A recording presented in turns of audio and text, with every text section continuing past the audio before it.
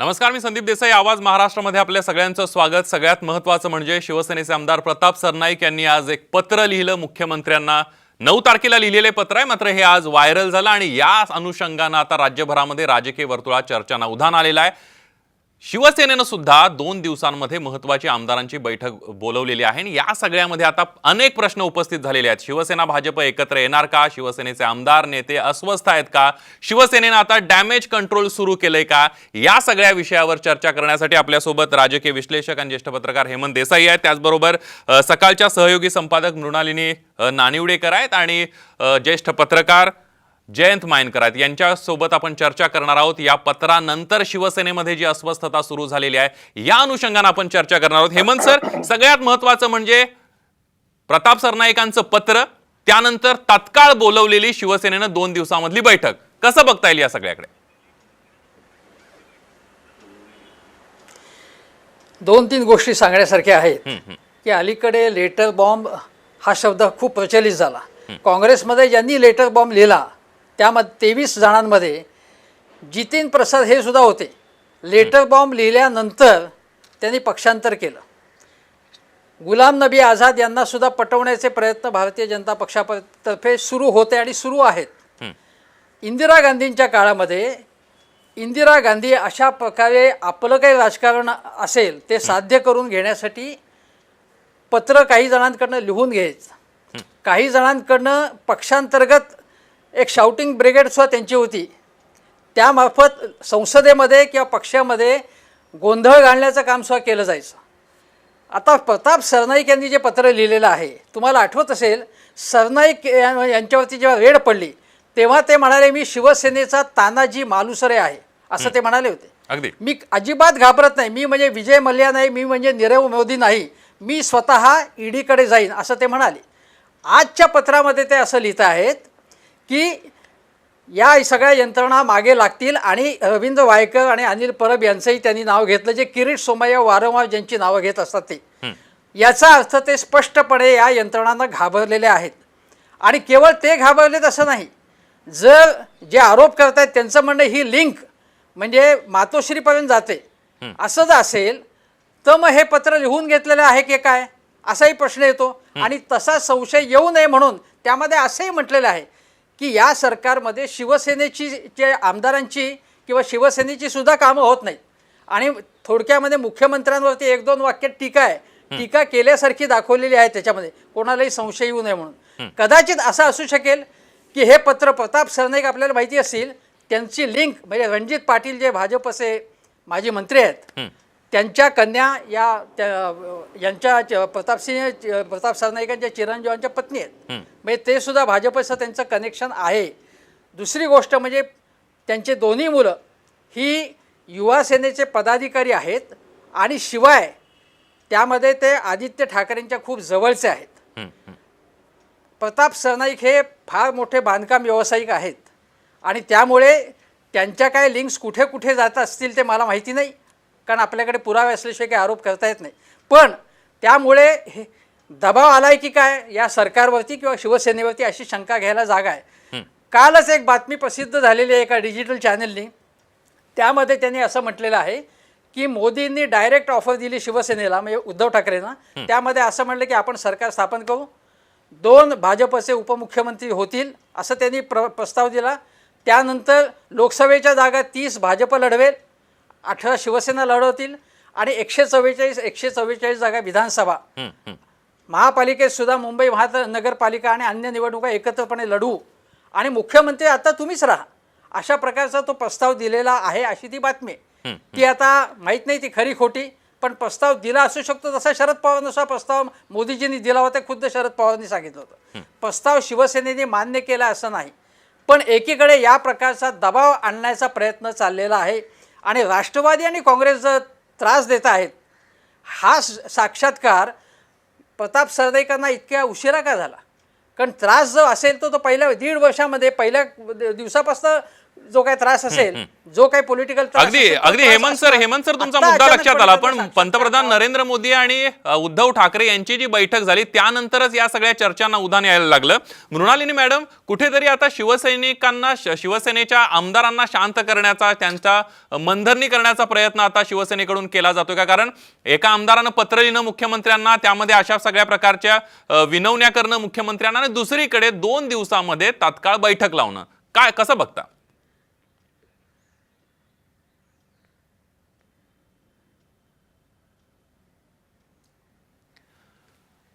Mrinalini madam, तुमचा आवाज येत नाहीये.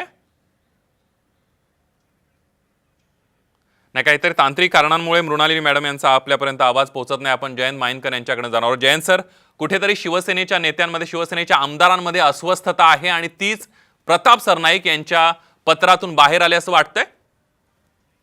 काय आहे बघा की हे जेव्हा यांचे डिस्कशन सुरू होतं गेल्या 1.5 वर्षांच्या पूर्वी, की मुख्यमंत्री पदाची 2.5 वर्षाची मागणी सुरू होती, तेव्हा आदित्य ठाकरेंचं एक वाक्य मला आठवतं, मी तर माझ्या जन्मापासून केवळ शिवसेना बीजेपी ऐकत आहे.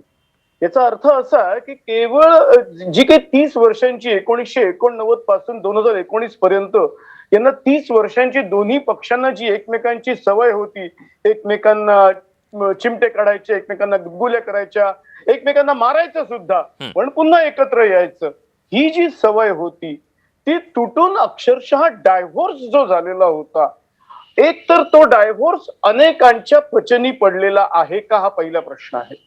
आणि दुसरा प्रश्न जो आपल्या आता बोलण्यात आला, माझ्या दृष्टीने या सर्व गोष्टी, आणि माझ्या दृष्टीने हे जास्ती महत्वाचं आहे, आणि एक प्रकारे माझा सरळ सरळ आरोप आहे की या देशाचे पंतप्रधान अशा प्रकारे ब्लॅकमेलिंग करून आपल्याला हव्या त्या राज्यामध्ये हवा तो पक्ष आणण्याचा प्रयत्न करत असतील तर ते लोकशाहीला घातक आहे. एक मुख्यमंत्री या नात्याने इतर 2 सिनियर मंत्र्यांच्या बरोबर, ज्यामध्ये एक माजी मुख्यमंत्री उद्धव ठाकरे जर का पंतप्रधानांना भेटायला जातात आणि त्यानंतर ते दोघे जेव्हा एकटे बोलतात, तेव्हा जर का त्यांनी ही अशा प्रकारची ऑफर दिलेली असेल, आणि आज जर का हे असं पत्र येत आहे की हे तुम्ही लवकर स्वीकारा, नाहीतर आम्हाला अजून जास्त त्रास होईल, या शब्दाचा क्लिअर अर्थ असा की भारतीय जनता पार्टी जिथे जिथे, म्हणजे एक प्रकारे एव्हिडन्स होतो आहे की जिथे जिथे आपल्याला हव्या त्या घटना घडत नाही, त्या ठिकाणी सरकारी एजन्सीचा वापर करून आमदारांना, खासदारांना, इलेक्टेड रिप्रेझेंटेटिव्हना, पक्षप्रमुखांना त्रास देण्याचा प्रयत्न करतो. आता याच्यामध्ये एक भारतीय जनता पार्टीकडून एक परमनंट वाक्य बोललं होतं, कारण ते सध्या सत्तेवर आहे. ते असं म्हणतात की जर तुम्ही काही वाईट केलेलंच नाही तर घाबरता कशाला. इथे प्रश्न असा आहे की वाईट केलं आहे की नाही केलं याचा प्रश्न नसतो. जेव्हा एखादा पैसेवाला माणूस काय किंवा मध्यमवर्गीय काय, जर त्याच्या प्रत्येक हिशोबात एखादी जरी चूक काढायचा प्रयत्न केला, तर कोणीही चार्टर्ड अकाउंटंट कोणती तरी चूक काढून त्याच्या नावाखाली एन्क्वायरी सुरू झाली असा एक शब्द लावून देऊ शकतो, ससेमिरा लावून देऊ शकतो, आणि त्याच्यानंतर जी त्यांची ससे होलपट होते तो एक फार मोठा प्रश्न आहे. हा, ही फॅक्ट आहे. मला असं वाटतं की प्रताप सरनाईकांचा का की ज्याचं तसं बॅकग्राऊंड ज्या व्यक्तीचं काँग्रेसचं आहे, ते राष्ट्रवादीत सुद्धा होते, आणि राष्ट्रवादीत जितेंद्र आव्हाडांशी त्यांचं पटलं नाही म्हणून ते शिवसेनेत आले, ही पण फॅक्ट आहे. पण आता त्यांच्या सारख्यांना सुद्धा एवढं एकदम धोका वाटला, आणि 3ऱ्या टर्मचे आमदार त्यांनी एकदम हे सांगितलं की तुम्ही आता याच्यावर विचार करा. एकूण आपल्याला जी काही शिवसेना माहिती आहे, शिवसेनेत बाळासाहेब असतानापासून अशा प्रकारे खुलेआम बोलणाऱ्या व्यक्तींच्या विरुद्ध काय कार्यवाही केली गेलेली आहे, भुजबळांच्यावर काय पुढे कारवाई झालेली आपल्याला माहिती आहे. अशा परिस्थितीत हे असं बोलू शकतात काही बॅकिंग असल्याशिवाय? हे नक्की का बोललेले आहेत? यांच्यावर कोणाचं प्रेशर आलेलं आहे का? त्यांचं बरं, याच्यामध्ये डिफेक्शनचा प्रश्न याच्याकरता उद्भवत नाही, कारण 56 आमदारांमधनं डिफेक्शन करायचं तर 2/3 आमदार बाहेर पडले पाहिजे, म्हणजे 36 आमदार बाहेर पडले पाहिजे. या क्षणी शिवसेनेतनं 36 आमदार सत्तेवर असताना बाहेर पडायची शक्यता नाही. त्याच्यामुळे एक क्लॅरिफिकेशन हे थोडंसं आता पक्षाकडून, शिवसेनेकडून जास्तीत जास्त अपेक्षित आहे, उद्धव ठाकरेंच्याकडनं, की हा एक प्रकारचा आमच्या अलायन्स मधला रिव्ह्यू हा शिवसेनेने स्वतः सुरू केलेला अगदी मायनकर आहे सर, का? एकंदरीतच केंद्राकडून दबाव आणला जातोय का असा सवाल तुम्ही उपस्थित केलात. ही चर्चा अशी सुरू ठेवणार आहोत. नंतर आवाज महाराष्ट्रामध्ये आपल्या सगळ्यांचं स्वागत. प्रताप सरनाईक यांनी एक मुख्यमंत्र्यांना पत्र लिहिलं. राजकीय वर्तुळामध्ये खळबळ उडाली. शिवसेनेमध्ये अंतर्गत चाललंय का अशा प्रकारच्या चर्चा रंगायला लागल्या आणि त्यानंतर आता शिवसेनेनं बोलवलेली बैठक, यामध्ये शिवसेनेच्या अंतर्गत अस्वस्थता आहे का असे अनेक प्रश्न उपस्थित झाले. त्यावरच आपण चर्चा करतोय. आपल्यासोबत मृणालिनी नानिवडेकर सुद्धा आहेत. नानिवडेकर मॅडम, सगळ्यात महत्वाचं म्हणजे या पत्रानंतर शिवसेना नेतृत्वानं धसका घेतलाय का, काय वाटतंय? एक आपण यातला तपशील लक्षात घेऊया की हा जो लेटर बॉम्ब आहे तो फुटलेला दिसतोय मुख्यमंत्री कार्यालयातून. कारण ज्या पत्राच्या प्रती वितरित झाल्या आहेत आणि समाज माध्यमांवर आहेत त्याच्यावरती मुख्यमंत्री कार्यालयाचा ठप्पा आहे. त्यामुळे ह्या मागचं राजकारण काय आहे हे एकतर आपण म्हणजे खोलात जाऊन समजून घ्यावं लागेल. दुसरं असं की महाराष्ट्राचा बिहार होतोय का, या पद्धतीने ज्या धमक्या दिलेल्या जात आहेत त्याच्यामध्ये थोडंसं भारतीय जनता पक्षालाही सरनाईकांनी धमकी दिलेली आहे की आम्ही वेगळ्या पक्षात असल्यामुळे आणि वेगळं आघाडी निर्माण केली असल्यामुळे आम्हाला यंत्रणांचा वापर करून त्रास दिला जातोय. मुख्यमंत्री उद्धव ठाकरे यांना तर सरळ सरळ अध्यारूत बिटवीन द लाईन धमक्या दिलेल्याच आहेत. महाराष्ट्राचं राजकारण या स्तराला, या वळणाला जाईल अशी खरं तर कोणी कल्पना केली नव्हती. आपल्या दोन्ही ज्येष्ठ पत्रकारांनी आता बऱ्यापैकी चर्चा केली, पण त्यातला एक अद्याप चर्चेत न आलेला मुद्दा आहे तो आहे सरनाईकांचे गैरव्यवहार. सध्या तरी ईडीनी त्यांच्याबद्दल जी चार्जशीट केलेली आहे ती लक्षात घेता कुठेतरी पाणी मुरतंय. त्यामुळे ते दोषी नाहीत का, ते स्वच्छ चारित्र्याचे आहेत का, त्यांनी आर्थिक गैरव्यवहार केला नाही का वगैरे ही उत्तरं नंतर मिळतील. आता सरळ सरळ दिसतंय की MMRDA ज्या संस्थेला, ज्या सरकारी संस्थेला मुंबई आणि आसपासच्या विभागाचा विकास करायची जबाबदारी आहे, तिथे कशा प्रकारे सुरक्षा सैनिक नेमावेत, त्यासाठी काय डीलिंग करावं, त्यातले 50% पार्टनरशिप कोणाची, अशा अनेक घटना सरनाईकांशी संबंधित आहेत. त्याची चर्चा मोठ्या प्रमाणात होते. दुसरं असं आहे की सरनाईक आणि भारतीय जनता पक्ष हा वाद केव्हा निर्माण झाला, तर अन्वय नाईक नावाच्या एका वास्तुशिल्पीला जे काय अटक करण्याचा प्रयत्न आधी केला गेला त्यानंतर त्यांनी आत्महत्या केली. ती आत्महत्या ही तपासाचा भाग होती की अन्य काही कारण होती, हा तपासाचा भाग आहे. त्याबद्दल आपण आता काही बोलणं उचित ठरणार नाही. पण एका पत्रकारांनी एका वाहिनीवर हे प्रकरण सुरू केल्यानंतर सरनाईक त्यांच्या मदतीला धावले आणि ज्याप्रमाणे देसाई सर म्हणाले की मी तानाजी मालुसरे आहे, मी अजिबात कोणाला घाबरत नाही, आणि आता जी पडती भूमिका घेतली आहे त्याचा अर्थ दोर आवळले जात आहेत. दुसरी ही दोन अतिशय महत्वाची नावं त्यांनी चर्चेत आणलेली आहेत. त्यातलं एक नाव आहे रवींद्र वायकर यांचं, ज्यांनी ठाकरे परिवाराबद्दल बरोबर जमिनी घेतल्याचे आरोप होत आहेत. ते खरे का खोटे माहिती नाही. अनिल परब हे उद्धव ठाकरे यांचे अत्यंत विश्वासू जवळचे सहकारी आहेत. त्यानंतर ते शिवसेनेचे खंदे कार्यकर्ते आहेत. शिवसैनिक असावा तर अनिल परबांसारखा असंही म्हणता येईल. त्यांनी समुद्रातच बंगला बांधलाय अशा प्रकारचाही आरोप केलेला आहे. त्यांनी ज्याच्याकडून जमीन विकत घेतलेली आहे तो गृहस्थ आता म्हणतोय की ही मी जमीन त्यांना विकलीच नव्हती, या प्रचंड गैरव्यवहार आहे. याचा अर्थ कुठेतरी शिवसेना आतमध्ये पोखरली गेलेली आहे का, सत्तेचा दुरुपयोग केला गेलेला आहे का, हा कदाचित 5 वर्ष आधी भारतीय जनता पक्षाच्या मदतीने किंवा त्यांच्या डोळेझाकीमुळे झाला असेल. पण आत्ता मात्र शिवसेना कुठेतरी संकटात आल्यासारखं वाटतंय आणि शिवसेनेच्या छत्रछायाखाली मोठे झालेले आमदार कुठेतरी पक्ष नेतृत्वाला आणि पक्षाला ब्लॅकमेल करायचा प्रयत्न करतायत का, हाही प्रश्न समोर येतोय. सार्वजनिक आयुष्यात वावरणाऱ्या आमदारांना मतदान केल्यानंतर ते निवडून येतात हे मान्य आहे. सिवानसारख्या ठिकाणी अतिशय वेगवेगळे गुंड प्रवृत्तीचे लोकही निवडून आले होते. जे निवडून येतात ते सिकंदर असतात. पण मुंबई सारख्या अत्यंत महत्वाच्या शहराशेजारी ठाण्यामध्ये हे जे काय उद्योग चालू आहेत आणि ठाण्यातलं राजकारण कधी परमवीर सिंग असेल, कधी संजीव जयस्वाल असेल, या वेगवेगळ्या अधिकाऱ्यांच्या पत्रांनी आणि आता आमदाराच्या लेटर बॉम्बनी जे ढवळून निघतंय ते साधन शुचितेत कुठेही बसणार नाही. अगदी मृणाली मॅडम, आघाड्या कुठेतरी जिंकल्या सत्तेचा होत गैरवापर नाही. केलेला आहे का, हा सुद्धा प्रश्न तुम्ही उपस्थित केलेला आहात. सगळ्यात महत्वाचं म्हणजे हेमंत सर, आपण बघितलं की प्रताप सरनाईकांच्या पत्रामध्ये 3 नावं आहेत. स्वतःचं त्यांचं नाव आहे, अनिल परब आहेत, रवींद्र वायकर. 50 पेक्षा अधिक आमदार असलेल्या शिवसेनेमध्ये तिघांची नावं, तिघांवरच या टार्गेट केलं जातंय आणि तिघांनाच कोंडीत पकडण्याचा प्रयत्न केला जातोय, असं सुद्धा त्यांच्या पत्रात म्हटलेलं आहे. एकीकडे संजय राऊत म्हणतायत भाजप बरोबर सत्तेत असताना गुलामाची वागणूक मिळाली, दुसरीकडे प्रताप सरनाईकांच्या पत्रातून असं समोर येतंय की आम्हाला नाहक त्रास दिला जातोय. मग शिवसेनेला सत्ता कुणाबरोबर स्थापन करायची आहे? नाही, तो तर प्रश्न आहेच. म्हणजे आता जर असं आपण मानलं की प्रताप सरनाईकांची इच्छा पूर्ण झाली आणि शिवसेना भारतीय जनता पक्षाबरोबर परत गेली तर काय होईल बघा. 2014 पासून 2014 चारही पक्षांनी वेगवेगळ्या निवडणुका लढवल्या. शिवसेना विरोधी बाकांवर बसली, 6-8 महिन्यांनी परत सत्तेत आली. त्यानंतरच्या 4.5 वर्षामध्ये फडणवीसांच्या नावाने परत शिमगा व्हायला लागला. सगळे राजीनामे आमच्या खिशात असं म्हणाले.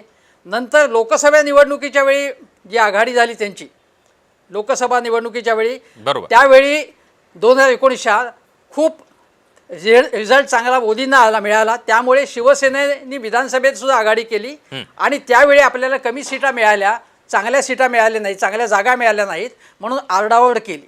नंतर मग युतीमध्ये मी कसा सडलो असं म्हटलं, मग परत राष्ट्रवादी आणि यांच्याबरोबर आले आणि आता परत रिव्हर्स गिअर मारला तर शिवसेनेची क्रेडिबिलिटी शून्य राहील.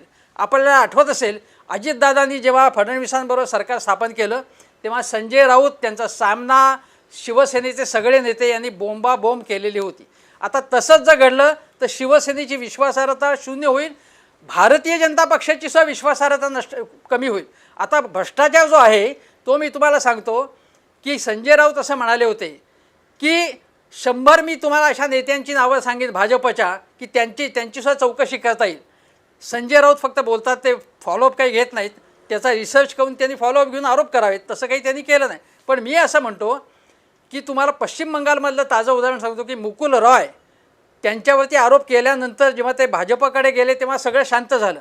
आता ते इकडे आल्यानंतर त्यांना जी सिक्युरिटी दिली होती ती ताबडतोब रद्द करण्यात आली.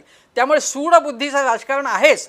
एक प्रताप सरनाईकांचं आणखीन एक गोष्ट आपल्याला सांगायला पाहिजे की ज्यावेळी सत्तांतराची प्रक्रिया सुरू होती तेव्हा हॉटेलमध्ये जी व्यवस्था झाली सगळी शिवसेनेची ती प्रताप सरनाईक यांनी मुख्यतः केली होती. आणि आपल्याला आठवत असेल की 1998-99 जेव्हा बाळासाहेब ठाकरे, मुंडे हे आणि शिवसेनावाले सगळे चमत्कार घडवण्याच्या मागे होते, नारायण राणे वगैरे, की त्यांना लोकशाही आघाडीचं सरकार येऊ न देता आपलं सरकार स्थापन करायचं होतं, फोडाफोड करायची. त्यावेळी ज्या रिसॉर्टवरती सगळी व्यवस्था झाली ती वायकरांनी केली. बांधकामामध्ये यांचे संबंध आहेतच. ठाणे महानगरपालिका हे टक्केवारीच्या राजकारणासाठी प्रसिद्ध आहे. नंदलाल समितीसुद्धा नेमण्यात आलेली होती. शिवाय मुंबई महानगरपालिका भ्रष्टाचाराने पूर्णपणे व्यापलेली, पण त्याच्यामध्ये भारतीय जनता पक्ष वर्षोनुवर्ष शिवसेनेबरोबर होता ना इथे. आणि तेव्हा भाजपला त्या भ्रष्टाचाराचं काही खटकलं नाही त्यांनी. त्यामुळे भाजपची साधन सूचिता हे केवळ ढोंग आहे. जर आता समजा शिवसेना परत त्यांच्याकडे आली तर हे सगळे प्रताप सरनाईक वगैरे सगळे पवित्र आणि शुद्ध होतील का? किरीट सोमय्या म्हणतात की हे माफिया आहेत, मातोश्रीवर माफिया राहतात, मग त्यांच्याबरोबर तुम्ही आघाडी करणार आहात, युती करणार आहात परत, तर कसं काय करणार तुम्ही? हिंदुत्वाचा काय असेल, समान धागा असेल, पण हा समान धागा आहे भ्रष्टाचाराचा तुमच्या दोघांमध्ये, हा प्रश्न विचारायला लागेल ना.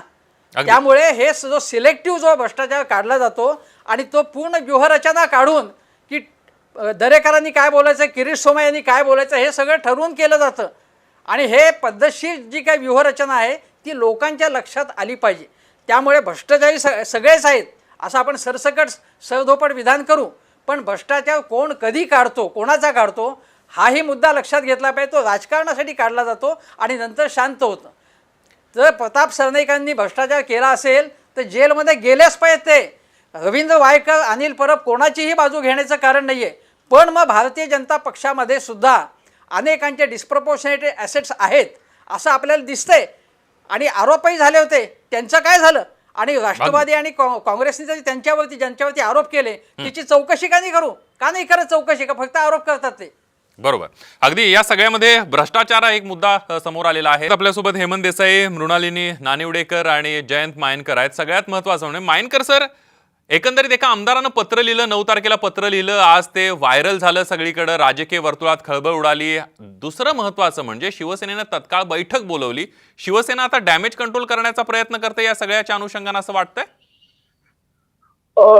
डॅमेज कंट्रोल असं म्हणता येणार नाही, पण एक लक्षात घ्या की 3 टर्म, तिसऱ्या टर्म मध्ये असलेला एक ज्येष्ठ आमदार मला, आणि त्यातनं एक असा आमदार की ज्यांनी त्या गेल्या नोव्हेंबरमध्ये सगळ्या हॉटेलमध्ये ज्या आमदारांची बैठकीची सोय केलेली होती, एक असा एवढ्या ज्येष्ठ जर का आमदार असेल आणि त्यांनी जर का काही पत्र लिहिलेलं असेल तर त्याचा कॉग्निजन्स घेणं आवश्यक आहे. आणि मी पुन्हा एकदा संजय राऊतांनी सुद्धा दिलेलं स्टेटमेंट, आणि मी एक बॉटम लाईन म्हणून सांगितलं होतं की जर का पर्सनल मीटिंग मध्ये उद्धव ठाकरेंना नरेंद्र मोदी जर का अशा प्रकारे सांगत असतील की तुम्ही आमच्याकडे या, नाही तर किंवा या पत्रातनं जे काही इंडिकेट होत आहे की जर तुम्ही आपण त्यांच्याकडे गेलो नाही तर आपल्या मागे उद्या अनिल परबच्या मागे, त्या वाईकरच्या मागे जर का अशाच प्रकारे एन्फोर्समेंट डायरेक्टोरेट लागत असेल तर हे राज्य बिहार वगैरे नाही, हा देश बिहार झालाय का? आणि या देशाचे पंतप्रधान अशा प्रकारे ब्लॅकमेलिंग करून आपल्याला जे पाहिजे ते प्रत्येक राज्यात घडवून आणत आहेत का? खरा मला हा प्रश्न पडलेला आहे. याचं कारण आपण इथे सगळे पुरावे हे देतो आहे की हे तेव्हाच सुरू झालेलं आहे जेव्हा पंतप्रधान नरेंद्र मोदींना उद्धव ठाकरे भेटून आले. याचा अर्थ असा की तिथूनच पहिल्यांदा इंडिकेशन मिळाल्या की एकतर हे तुम्ही आमचं माना, नाही तर आम्ही आमचं ऑपरेशन सुरू करतो. आणि मग त्याला काउंटर करण्याकरता हे पत्र आलेलं आहे.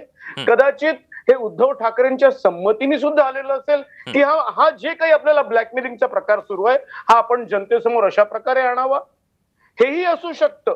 आणि आपल्याला माहिती आहे अशाच प्रकारे भेट मागे शरद पवारांची सुद्धा एकदा झालेली होती, तेव्हा सुद्धा अशाच प्रकारचं प्रपोजल दिलं गेलेलं होतं. हा एक प्रयत्न दुर्दैवाने या देशाच्या पंतप्रधानांकडून, रुलिंग पार्टीकडून केला जातोय की जिथे जिथे आपलं सरकार नाही तिथे तिथे येणं केनं प्रकारेनं आपण आपलं सरकार आणायचा प्रयत्न करायचा. आणि नंतर आपण ज्यांच्यावर आरोप करू ते जणू काही खरेखुरे आरोपी आहेत. म्हणजे आज इन्व्हेस्टिगेशन काहीही न होता प्रताप सरनाईकांना एकदम आरोपीच्या पिंजऱ्यात, करोडोंच्या घापल्यात लोक सोडायला तयार आहेत. मला समजत नाही की आपण आतापर्यंत कुठल्या इन्व्हेस्टिगेशनची वाट का पाहत नाही. हे काही न पाहता फक्त आमचं एका मिनिटात प्रताप सरनाईक धुतल्या तांदळासारखे स्वच्छ. जर का हेच आता प्रपोजल जर का दिलं गेलं असेल, आपण असं मानूया की नरेंद्र मोदींचं प्रपोजल उद्धव ठाकरेंनी मानलं तर हेच सगळे जण, रवींद्र वायकर, अनिल परब आणि आपले हे सुद्धा, हे सगळे तिघही जण धुतल्या तांदळासारखे स्वच्छ. अगदी मायनकर सर तुमचा मुद्दा लक्षात आला. एकीकडे आरोपांची खैरात करायची, दुसरीकडे महाविकास आघाडीतले जे राष्ट्रवादी काँग्रेसवर विरोधामध्ये असताना 2014 पूर्वी भाजपनं मोठ्या प्रमाणावर आरोप केले होते. अनेक जण जेलमध्ये जातील असं सुद्धा म्हटलेलं होतं. आणि या सगळ्यानंतर सत्तेत आल्यानंतर त्याची चौकशी झाली नाही किंवा गाडीभर पुरावे, ट्रकभर पुरावे होते, ते सुद्धा समोर आलं नाही. मृणाली मॅडम, दुसरा एक महत्वाचा मुद्दा आपण आता चर्चा करताना असं सगळ्या महाराष्ट्राला माहित आहे की प्रताप सरनाईक हे उद्धव ठाकरेंचे जवळचे आहेत, मातोश्रीचे जवळचे आहेत. मग एवढा ज्येष्ठ नेता मुख्यमंत्र्यांना स्वतः भेटून आपली अडचण आहे ती का सांगत नाही, अशा प्रकारे पत्र लिहितो, ते मुख्यमंत्री कार्यालयाला पाठवतो आणि ते व्हायरल होतं. काय यामागे आहे नेमकं? एक लक्षात घेतलं पाहिजे की या मी ऐकीव गोष्टी बोलतेय. नरेंद्र मोदी आणि उद्धव ठाकरे एकमेकांशी काय बोलले हे पत्रकारांना माहीत होऊ शकत नाही. तसं प्रताप सरनाईक आणि उद्धव ठाकरे यांच्याही संबंधांबद्दल मी जे आता बोलतेय ते ऐकीव माहितीच्या आधारे आहे. प्रताप सरनाईकांनी उद्धव ठाकरे यांनी आपल्याला भेटावं यासाठी प्रचंड प्रयत्न केले. त्यांना भेट दिली गेली नाही. किंबहुना जेव्हा आरोप फार मोठ्या प्रमाणावर होऊ लागले तेव्हा प्रताप सरनाईक यांच्यापासून आपण दूर जाऊया अशा प्रकारचा एक निर्णय शिवसेनेत चर्चेला आला. तो प्रत्यक्षात यावा असं उद्धव ठाकरे यांना सांगितलं गेलं, अशी चर्चा फार मोठ्या प्रमाणात आहे. मधल्या काळामध्ये प्रताप सरनाईक कुठे गेले होते याची प्रचंड चर्चा राजकीय वर्तुळात सुरू होती. त्यानंतर अचानक ते एक दिवस आले आणि ते थेट सामनाच्या कार्यालयात जाऊन संजय राऊत यांना भेटले. आणि मग संजय राऊत आणि प्रताप सरनाईक हे एकत्र आहेत का आणि शिवसेनेत आज दबावाचं राजकारण सुरू आहे का, अशी ही चर्चा रंगू लागली. या सगळ्या चर्चा आहेत. दुसरं असं की महाराष्ट्राच्या पटलावर आपण कोणत्याही पक्षाला दोष देताना पहिल्यांदा हे लक्षात घेतलं पाहिजे की निवडणूक पूर्व युती असताना, तुम्ही एकत्र निवडणूक लढली असताना तुम्ही अचानक वेगळं होणं आणि सरकार स्थापन करणं हे पण कितपत नैतिक आहे याचा विचार करावा लागेल. उद्धव ठाकरे आणि अमित शहा 2.5 वर्षांच्या मुख्यमंत्री पदाबद्दल जे काही बंद दरवाजा आड बोलले, तिथे मी नव्हती, कोणीही पत्रकार नव्हता, किंबहुना ते 2 नेते सोडून तिथे कोणीही नव्हतं. अशा परिस्थितीत खरंच काय आश्वासन दिलं गेलं होतं, ते आश्वासन पाळलं नाही का, त्यासाठी केंद्रीय यंत्रणांनी केंद्र सरकारच्या दबावाची नीती प्रत्यक्षात आणली का, आणि त्याला उद्धव ठाकरे यांनी उत्तर दिलं का, असेही पदर उपपदर या सर्व कथानकाला आहेत. त्यामुळे मी एवढंच म्हणते की महाराष्ट्राच्या राजकारणात जे काय सुरू आहे त्यात काहीही नैतिक नाही. आज या स्थितीत पत्रकार म्हणून मी केवळ एकच सांगू शकते की भारतीय जनता पक्ष आणि काँग्रेस हे एकत्र येऊन इथे सरकार बनवू शकणार नाहीत, बनवणार नाहीत. बाकी या चौकटीमध्ये काहीही होऊ शकतं अशा शक्यता इथे उपलब्ध आहेत. आणि त्याच वेळेला मी पत्रकार म्हणून हेही सांगू इच्छिते की अगदी मृणाली मॅडम, तुम्ही मगाशी आता म्हणालात की नैतिकतेच्या आधारावर हे सरकार आलंय की नाही, हा एक प्रश्न उपस्थित केला जाऊ शकतोय. मगाशी मायनकर सर म्हणाले की बिहारच्या दिशेनं महाराष्ट्राच्या राजकारणाची वाटचाल सुरू आहे का, की बिहार झालाय का, असाही प्रश्न आता उपस्थित केला जाऊ शकतो. हेमंत सर बोला. मला असं म्हणायचं आहे की शिवकुमार जे कर्नाटकमधले ज्येष्ठ मंत्री, त्यांनी सुद्धा अशी हॉटेल रिसॉर्टमध्ये व्यवस्था केली होती, ते पैसेवाले आहेत, त्यांची चौकशी सुरू झाली. आता भारतीय जनता पक्षामध्ये आलेले नारायण राणे हे म्हणतात की प्रताप सरनाईक हे काही साधू संत नाहीत. म्हणजे नारायण राणे हे साधू संत असावेत असं असं मला वाटतं. आणि हे साधू संत हे भारतीय जनता पक्षाने स्वतःच्या पक्षामध्ये घेतले, ज्यांच्यावरती फडणवीसांनी विधानसभेमध्ये गंभीर आरोप केले होते. आणि ते केवळ भ्रष्टाचाराचे नव्हते, अन्य अनेक आरोप होते की कोकणामध्ये काय काय गोष्टी झाल्या त्याच्याबद्दल. पण आता तेच मुख्य म्होरके जर बनत असतील आणि ते आता केंद्रात मंत्रिपदी जाणार असतील नारायण राणे, तर भारतीय जनता पक्षाच्या नैतिकतेचं काय करायचं आपण, त्याच्याबद्दल प्रश्न विचारायचे नाही का. म्हणजे महाराष्ट्राचं इथे बिहार होत असेल समजा शिवसेना यांच्याबरोबर आल्यावरती. पण मी असं म्हणेन की 1980 सालामध्ये जेव्हा 1980च्या आगेमागे शरद पवारांनी सांगितलं की बाळासाहेब ठाकरे यांनी निवडणुका लढवल्या नाहीत, अंतुले त्यांचे दोस्तही होते, इंदिरा गांधींच्या बाजूनी त्यांनी मत केलं आणि निवडणूक न लढवण्याचा धाडसी निर्णय जो कोणी करत नाही, माझ्या मते बाळासाहेब ठाकरे यांच्यापेक्षा उद्धव ठाकरे हे अधिक हिंमतवान आहेत. इतकी समर्थ शक्ती दिल्ली केंद्रात सत्ता असताना त्यांचे विरोधी ते उभे राहिले, अगदी काही काय असं ना. त्यांनी अगदी हेमंत सर, तुम्ही जो मुद्दा मांडलात की कुठल्याही पक्षामधून जर भाजपमध्ये एखादा नेता गेला तर तो स्वच्छ होतो, धुतल्या तांदळासारखा होतो. मग यामध्ये आपल्याला जे रावसाहेब दानवे आहेत त्यांचं एक भाष्य आलेलं होतं की आमच्याकडे एक अशी वॉशिंग पावडर आहे, ती वॉशिंग पावडर टाकली मशीनमध्ये टाकले की आमच्यातनं माणूस धुवून निघतो. या सगळ्या अनुषंगानं हे होतंय का, असा सुद्धा सवाल उपस्थित होतोय. आणि त्यामुळे आता प्रताप सरनाईक यांच्या लेटर बॉम्ब नंतर राजकीय वर्तुळामध्ये शिवसेनेमध्ये खास करून भूकंप आलेला आहे. शिवसेनेनं हे सगळं गांभीर्यानं घेतलेलं आहे, 2 दिवसामध्ये बैठक लावलेली आहे. आणि या बैठकीमधून आता आमदारांची समजूत काढण्याचा प्रयत्न होतोय का, आमदारांच्या वैयक्तिक पातळीवर फोनाफोनी ज्या सुरू झाल्या त्यामध्ये काय चर्चा सुरू झालेली आहे, हा सुद्धा विषय चर्चेला जातोय का हे बघावं लागणार आहे. शिवसेनेमध्ये अस्वस्थता वाढली आहे कारण तीच प्रताप सरनाईक यांच्या पत्रातून बाहेर आली आहे का, हा सुद्धा सवाल आता उपस्थित झालेला आहे. या चर्चेमध्ये हेमंत सर, मृणालिनी मॅडम आणि जयंत मायनकर तुम्ही तिघेही सहभागी झालात, त्याबद्दल तुम्हा सगळ्यांचे धन्यवाद. यानंतर आवाज महाराष्ट्राचा मध्ये इथंच थांबूया. ताज्या बातम्यांसाठी पहा फक्त साम टीव्ही.